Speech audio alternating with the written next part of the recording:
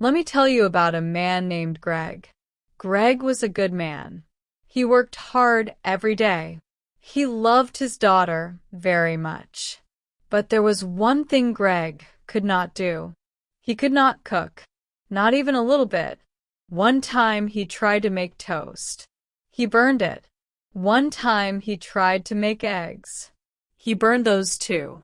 His daughter Lily always said, "Dad, how do you burn water?" And Greg always laughed. But deep inside, he felt a little embarrassed. Now, Greg's wife, Sarah, was a wonderful cook. She made birthday cakes every year for Lily. Beautiful cakes. Delicious cakes. Cakes with flowers and colors and little sugar stars on top. But this year was different. This year, Sarah had to travel for work. She would be gone for 2 weeks. And Lily's birthday, her 10th birthday, was right in the middle of those 2 weeks. So Greg thought, okay, I can do this. I am her father. I love her. How hard can a birthday cake be? He went to the store. He bought flour, sugar, butter, and eggs. He came home. He looked at a recipe on his phone. He followed every step. Well, he tried to follow every step. 1 hour later, the kitchen was full of smoke. The cake was black, not dark brown, black, like a piece of coal. Lily walked into the kitchen. She looked at the cake. She looked at her dad. Then she smiled and said, "Dad, I love it." But Greg could see it in her eyes. She was trying to be kind. That night, they ate ice cream from the store. Lily was happy. She laughed and talked and had a wonderful time. But Greg sat quietly. He looked at his daughter. She was turning 10 years old. She deserved something real. Something made with love. Something that actually tasted good. So that night, after Lily went to sleep, Greg made a decision. He said to himself, quietly, in the dark kitchen, "Next year will be different." He didn't know how yet, but he knew one thing. He had exactly 1 year to figure it out. Have you ever done something a little embarrassing because you loved someone? Greg did. 3 weeks after Lily's birthday, Greg walked into a small cooking school near his office. It was called the Happy Kitchen. There were colorful pictures of cakes and bread on the walls. It smelled like butter and vanilla. The woman at the front desk smiled at him. "Are you here to sign up for a class?" Greg looked around the room. He saw the other students waiting.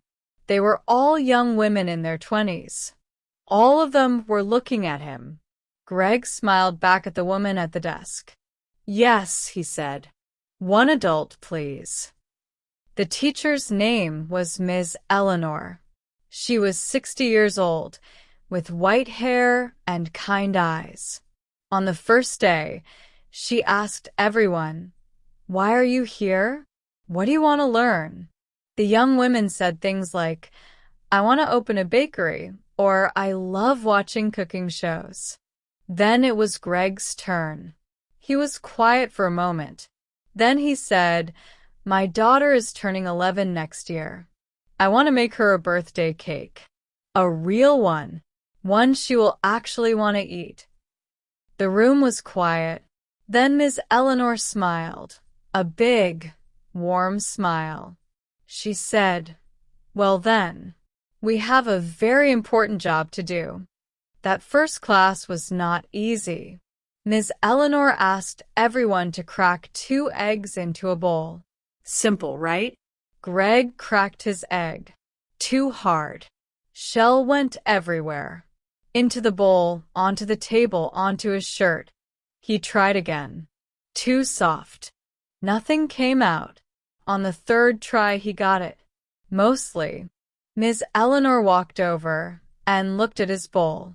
There was a small piece of shell in it. She picked it out with a spoon.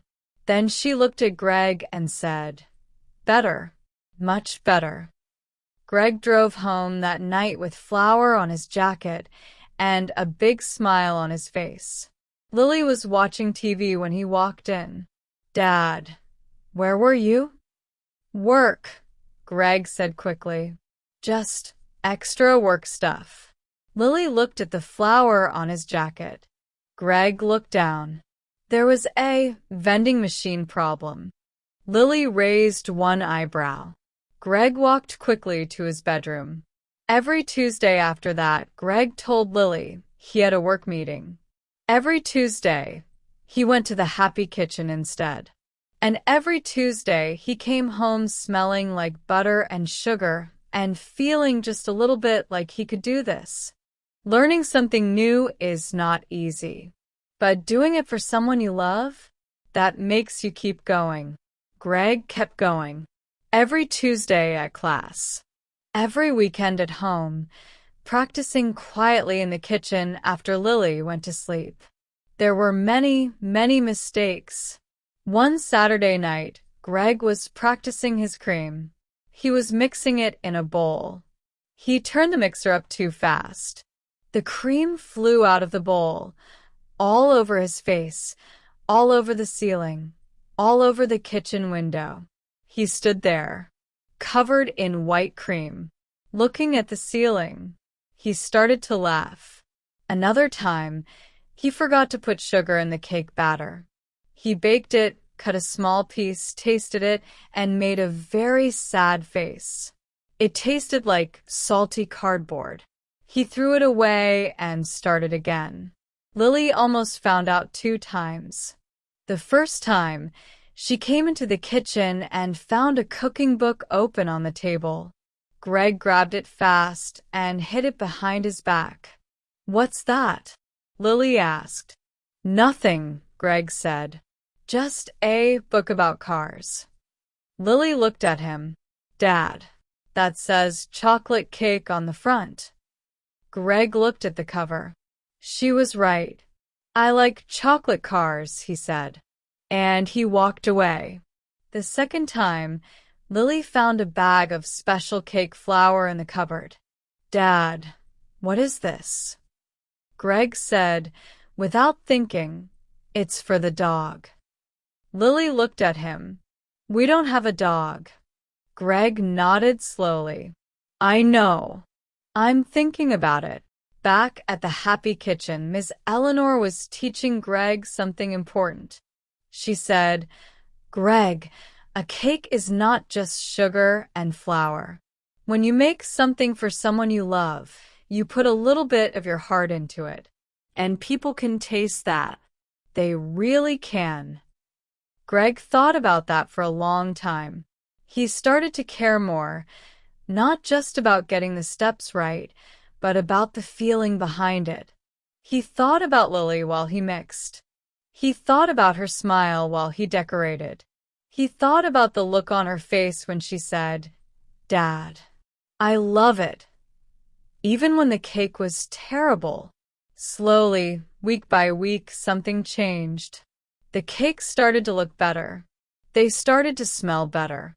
And one evening, Greg cut a small piece of his practice cake, tasted it, and his eyes went wide. It was good. It was actually really good. He sat down at the kitchen table in the quiet house, in the dark, and he smiled to himself. 1 more month to go. The night before Lily's birthday, Greg could not sit still. He checked the refrigerator 3 times. He had everything: butter, eggs, flour, sugar, fresh cream, strawberries, and 1 small bottle of vanilla, the good kind that Miss Eleanor always used. Lily went to bed at 9 o'clock. Greg waited 30 minutes. Then he walked quietly into the kitchen, turned on the small light above the stove, and began. First, he measured everything carefully. No rushing. Miss Eleanor always said, "Baking is like talking to someone. If you go too fast, nobody understands you." He mixed the batter slowly. It looked smooth. It smelled wonderful. He poured it into the pan. He opened the oven. He put the pan inside. Then he set the timer and sat down at the kitchen table. The house was very quiet. Just the low hum of the oven and the sound of the clock on the wall. Greg picked up his phone. He typed a message to Sarah. He wrote, "Tomorrow is the big day. I think I'm ready. I've been practicing for almost a year. I just want her to be happy. I hope the cake is good. I hope she likes it. I miss you." Sarah replied a few minutes later. Just 3 words. "She will love it." Greg put his phone down and looked at the oven. The timer went off at 11:45. He took the cake out. It was golden brown. Not too dark. Not too light. Perfect. He let it cool for 30 minutes. Then he made the cream. Slowly, carefully, the way Ms. Eleanor taught him. He spread it over the top. Then he placed the strawberries one by one in a circle. He stepped back and looked at it. It was not a perfect cake. The cream was a little uneven on one side. One strawberry was smaller than the others. A professional baker would probably find 10 things wrong with it. But Greg looked at that cake and felt something warm and full in his chest. He wrote on top, in white icing, with a small bag Ms. Eleanor had given him, "Happy birthday, Lily." The letters were a little crooked, but they were there. He put the cake gently in the refrigerator, turned off the kitchen light, and walked to his bedroom. He was asleep in 4 minutes. The next morning, sunlight came through the window. Lily opened her eyes. She was 11 years old. She could smell something. Something sweet. Something warm and soft. Even though the oven wasn't on anymore, it was still in the air somehow from the night before. She got up and walked to the kitchen. Her dad was standing there. He was wearing his old blue sweater and holding a cake on a white plate. His hair was a little messy. His smile was a little nervous. The cake had white cream on top and red strawberries in a circle. And in the middle, in crooked white letters, it said, "Happy birthday, Lily." Lily looked at the cake. She looked at her dad. She said, very quietly, "Did you make that?" Greg nodded. You? You made that? Dad, you once burned a glass of water. It was a very difficult glass, Greg said. Lily laughed. Then she stopped laughing. She looked at the cake again, more carefully this time. She could see how much care was in it.